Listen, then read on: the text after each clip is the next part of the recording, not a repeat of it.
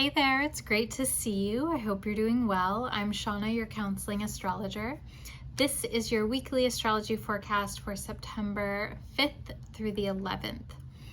And this week is all about reflection and renewal. We have Mercury Retrograde this week, or starting this week at least, and a couple of other things. So I'm excited to share the astrology of this week with you, and then I'll have some reflections for you to make the most out of this week. So first things first is that we have Mercury stationing retrograde.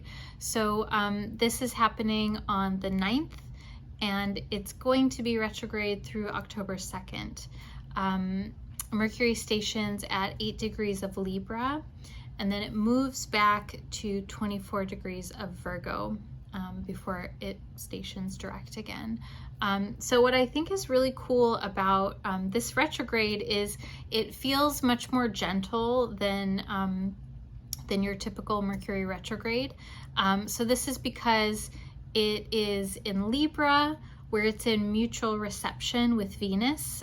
So this is because Venus is in Virgo, and so Venus and Mercury during this period of time, they're in each other's signs.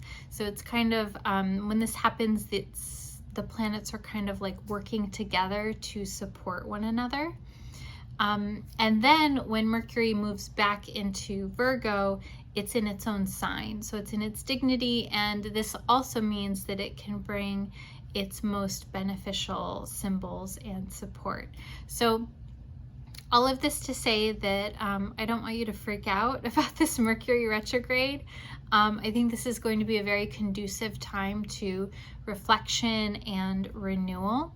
And if you want to get a little deeper into this, make sure that you're signed up for my newsletter, because I will be sending out a Mercury retrograde guide, like a video mini course to go through that process, which will be free to you.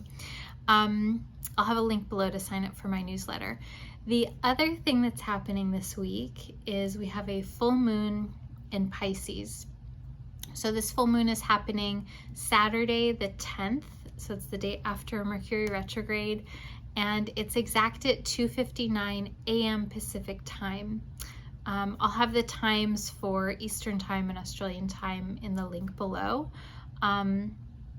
This full moon is at 18 degrees of Pisces. And so full moons are always this time of culmination, of celebration, and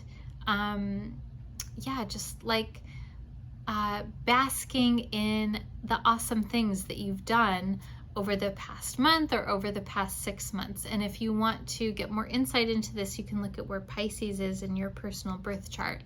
And it's simply a time of really basking in the things that you've done and the efforts that you've made in your life. Now, the full moon can also be a time of emotional intensity, and I think with Mercury retrograde also happening, that's something to be aware of.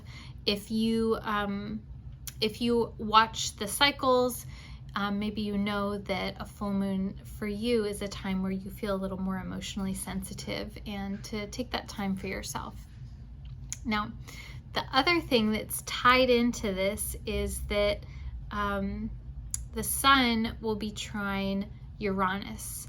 And so this is a part of this full moon, because the nature of the full moon is that it's opposite the sun. So the sun is trine Uranus. Sun's at 19 degrees of Virgo, Uranus is at 19 degrees of Taurus.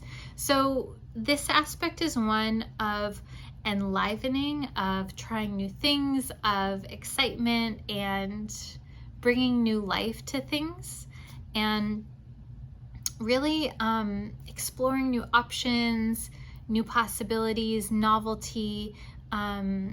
Uranus is about surprises, and it's about going against the social norm or the status quo. And when the sun makes this trine here, it is a softer, more subtle aspect. So it is something that could easily pass you by, but you can take advantage of it by being very intentional about if there's something that you've wanted to try that's new, or maybe kind of like outside your normal realm of possibility, to investigate it And I think that there's a lot of support here with the full moon, because the full moon is a time where there's maximum growth and potential and opportunity. So all of that to say that there's support here for you to try something a little bit different. And I know that I'm saying that while Mercury is stationing retrograde. So the distinction here is the Sun Uranus is about trying something that brings you joy, that's like exciting, that doesn't have a lot of commitment attached to it. Where you can try it, like Uranus really doesn't like commitment. Uranus is about having total freedom. And then the Mercury retrograde typically is a time where we don't want to commit to new things. Now, I talk in my Mercury retrograde guide that you'll be getting. I talk about how there's a lot of nuance to this, and there's no hard, fast rules for, I think, anything in life, that there's always an exception to the rule, and it's best to avoid initiating new contracts or new purchases during Mercury retrograde. So just keep that in mind. Okay, I have actually 3 reflection questions for you. I was wanting to come up with tips, but typical of Mercury retrograde, we're going to do reflections. So number 1 is, I want you to ask yourself, how do you want to make the most of this Mercury retrograde period? So this is about 3 weeks or so when we have this, this symbol of Mercury of reflection, review, and revising. How do you want to spend that time? Maybe there's something in particular that you've been wanting to revise or to go back and reflect on. Maybe just make note of that, how you want to use this time intentionally.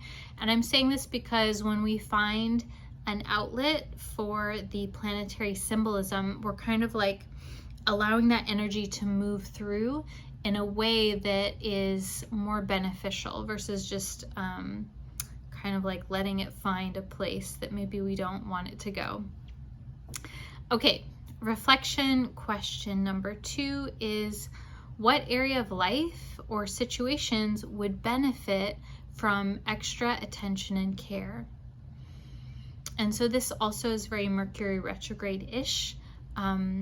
What area of your life really wants more care and time and attention?